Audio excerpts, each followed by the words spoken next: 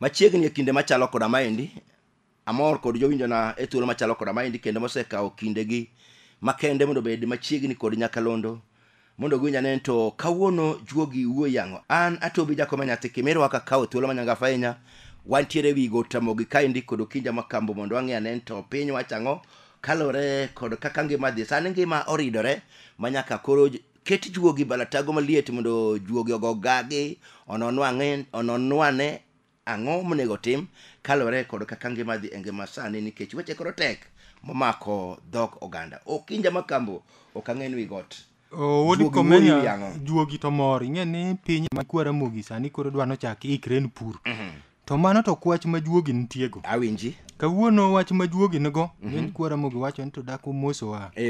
Kuongo mosi juok luwe ng'en dondre.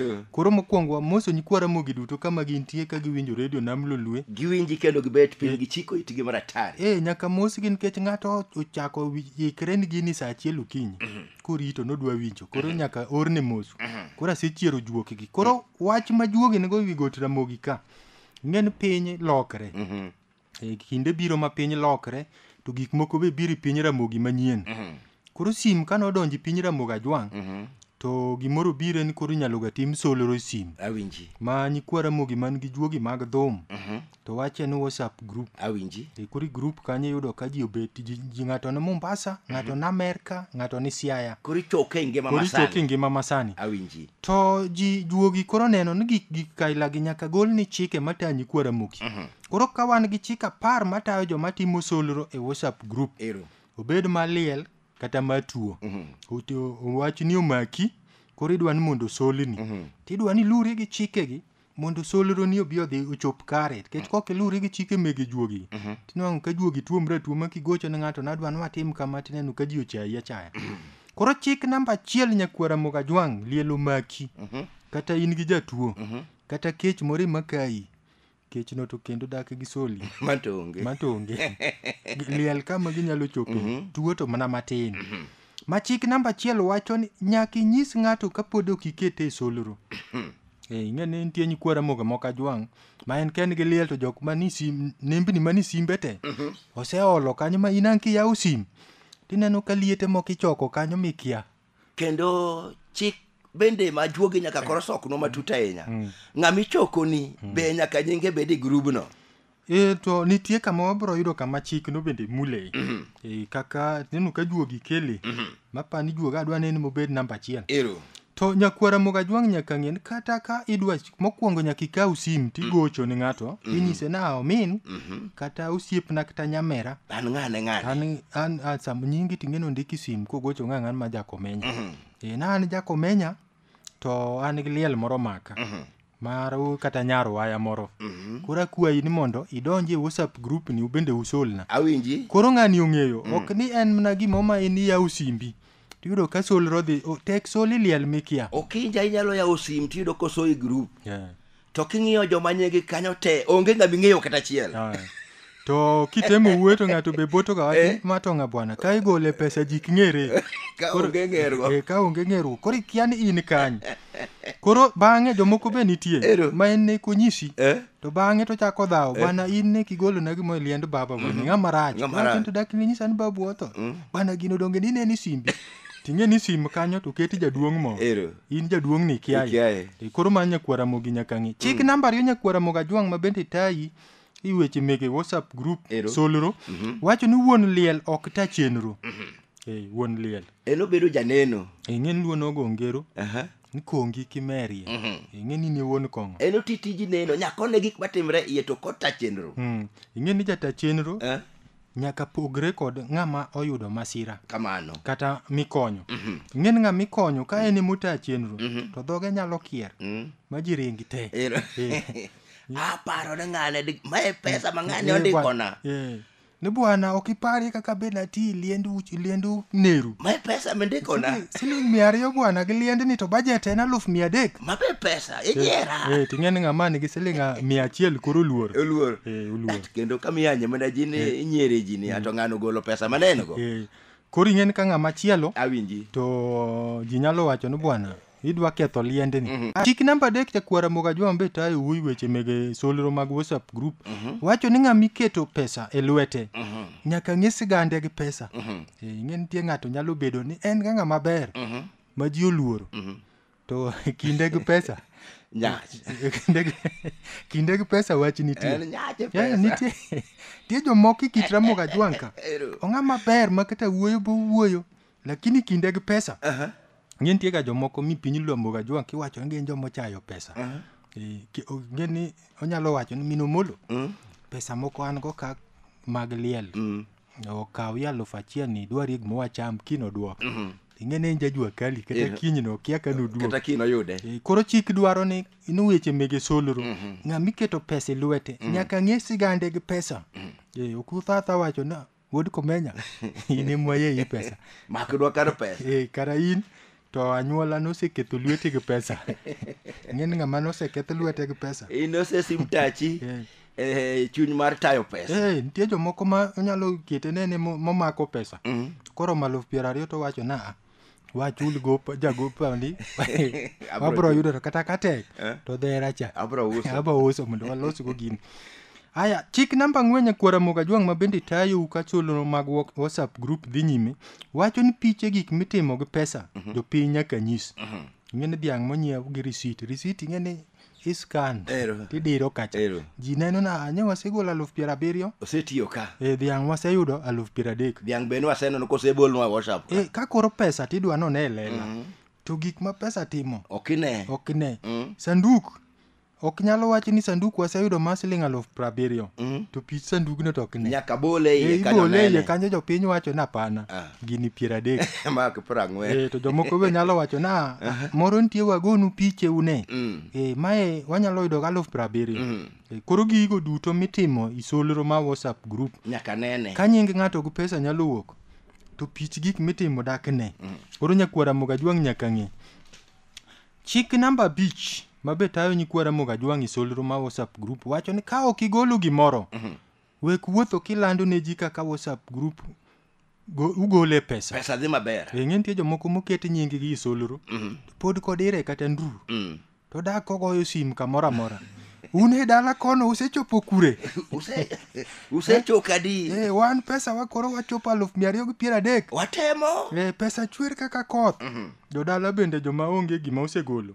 Bende yudo ka sedi kor gweng'. Okwan marach ahinya. Jo Nairobi ka pesa gi dhi maber.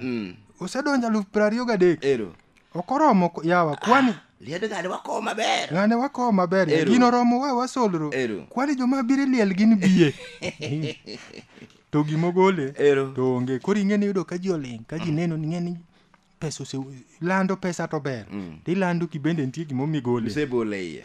Chik namba 6 Nyakwar Mugajwang ma be juogo gole got Ramogi kano ta oganda wa weche mege WhatsApp group kistimo solro. Wacho ni ng'ama oket ni tayo chenro choko e WhatsApp group ng'en gi dende na admin. Nyaka bed ng'ama chunye ler ka kom kendo jatelo. Kendo obed ni oikre ne rito weche kata rwako weche madonjo. Madonjo ok ng'at ma chunye rach. Ma ka ng'ato boto wach to segole group. En mano osediro jogo oko. Ineno ka jogo sediro oko. Left. Left ng'eny molo right. Ng'en kanye dware right ok left. Koro ng'en kidek golo japesa. Ng'en japesa moko nitie mohero yuma. Samoro boto wach. To pesa migolo matin no bende ano rom. Magi biro timo ang'o? To wacho ni to senda gole ni magi joma biro ketho chuny ji ka. Kara ng'ani ta dwa wito 20,000. Koro nyaka ket chik dwaro ni nyaka ket ng'ama tayo chenro e WhatsApp group ng'at ma chunye ler mong'e rwako weche madonjo gi mawuok. Kendo ng'e go mbaka. Namba 7 Nyakwar Mugajwang ma bende biro tayi nikech piny koro lonji duogo e ngima manyasani. Iwach ma WhatsApp group wacho ni pesa moor chieng' ik nyaka med e kwan. Ng'en tie chieng' ik makoro ji ni siwandha. Ji ni siwandha ting'en seche go be igolo ga liel. Koro iro ng'ato oro pesa ne siling 2,000 to kone nyinge list. Kogo sim ni bo or nyaka message ma M-Pesa piny thi. Ng'en mago donjo ga yufuk ng'at manindo ket kacha. Nikech oneno ni ting' maliel orumo to ting' maliel ok rum ga miyo pesa moor pod nyaka ket kata ubedi chieng' iko. Aya, chik namba 8 Nyakwar Mugajwang ma be tayi solro ma WhatsApp group wacho ni samitimo neno nyaka landa yanga kuonde ma pesa owuokie e simbe. ng'eno onge ng'ama di mau pesa musetiyo we liel. Chieng' itimo neno cha donge pesa oseti lielo. Osechuli jokata, osenyiew dhiang'. Oseng'iew sanduku. Koro ber kiwacho nomboto WhatsApp group. Pesa wuok konya ahinya. 80,000 ne ochopo. Okonye kombe kod tents muneno ka. Kendo waduoko nwero kamano kuom chiwruok banyo time ei WhatsApp. Utange piny yore. WhatsApp group. Ote umar 100,000 ochopo. Okonye sanduk. Kod yore mamoko.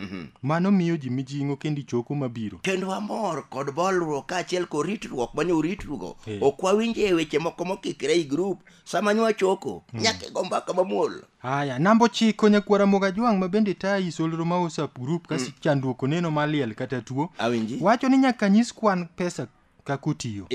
Ka jopiny ogolo 230. Mane chunyo wach koro. Nyaka gol budget. Kaka pesa otiyo, pesa jopiny ok kete mudho.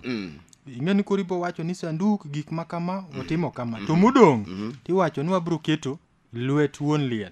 Koro modong' ema kland nikech kulando no odong' ka siling 100,000. Ng'eni jogopo biro. Pesa nyoweni ka. Pesa nyoweni ka to liel nyose los borumo. Miya gira cha dhako wadwa. Tiekri kodwa chuth. Koro modong' to plan. Onge kama ibiro yude pesa moro in gi liel, chain gi liel. Gini pesa liel go bedure kokichulo sani bro mi gope mang'eny. Awinji. Namba par nyakwara moga juang' ma kojuok ramogi tieko go weche gi wi got ka.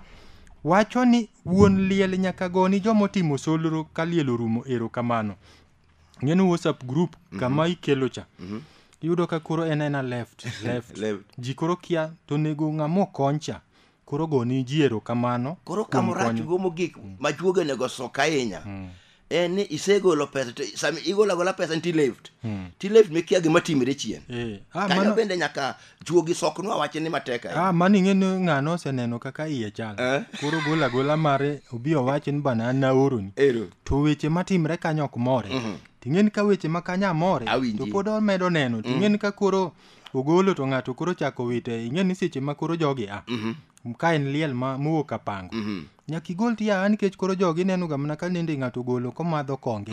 Kongo mo mawuok Uganda magere. To ba no WhatsApp. To bayo ka komadhi. Ng'eni neno mana ni karabana wasolo kana joma madho kongo. Pesa mane madho. Pesa mi madhi gari ka dia. Koro jomoko be ng'ato koro go picha kokwako. Ng'ato nyako mo musiepne. Kuom mano juogi temo wacho ni nitie piche moko nego be ni bole WhatsApp sama WhatsApp group sami choko. Inyalo mana bolo thum kata ka ng'ato go nyatiti wer mana mar tugo juoki ji. To piche moko ma kori oro nende ka kubaro kam to kochungu maiti. Kuonde manumete. Ubaro podu matho iwite iye kanyo. Duong'o chunjo sol pesa. Bana to kara jok mwa solo pesa ka. Joka koro merga mani korio. Wi pesa chako duongo kata ka liel poko chopo dala. Koro nyikwara mogi nyaka ng'en kata ken liel mwa Nairobi. To piche kori bolo ma kuchopo Naivasha tidire, kuchopo Nakuru, kuchopo Kisumo. Joliel be ng'eyo ni chagari cha koro sedonjo Kisumo. Tibolo mana mar wuoth. Ok kaka ubayo madho kaka ukwakre kombe. Mago dolo chuny jogol pesa. Ageno nyakwara moga juang' komako chikegi. To solro mobiro manyien ma WhatsApp group bro timre maber kendo oganda Ramogi bro konyre e ngima manyien mochisieko sani. Mana kamano jawnyana mano ne wan kod Okinja Makambo kainde wi got Ramogi ka juogi oramo chuth kendo ramo ngungu ne nyaka chika par matayo joma timo solro e WhatsApp nyaka non matut ahinya. Ka iwacho ni WhatsApp group osekonyo joma thoth mang'eny e chenro ni kendo chenro gi osego maber. Group kachoko pesa gikone ni nyaka uliel kata chiliel kata chuor liel ng'e kendo duoki ne chenro kaka ne wuotho. Kik ulor group ka uliel kia ni ne oselor group. Nyinga Tobi Jakomenya nyathi Kimirwa.